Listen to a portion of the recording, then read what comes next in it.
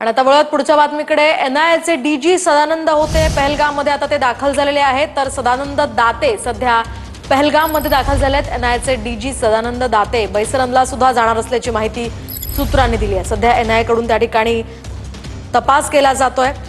त्या पार्श्वभूमीवर डीजी सदानंद दाते बैसरनला जाणार असल्याचं कळतंय।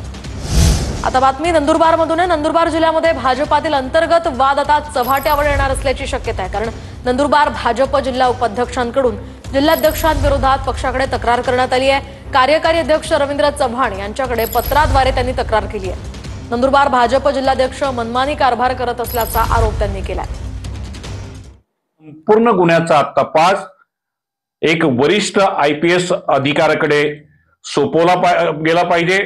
या व्यतिरिक्त या संस्थेनं अनेक आमच्या गोरगरीब आदिवासी बांधवांच्या जमिनी या बेकायदेशीररित्या हस्तांतरित केल्या आहेत, त्याची देखील चौकशी केली पाहिजे। संस्थेचा एकंदरीत कारभाराबद्दल सखोल चौकशी करून गुलाब मस्तावनी यांना तात्काळ अटक केली पाहिजे अशी माझी मागणी आहे।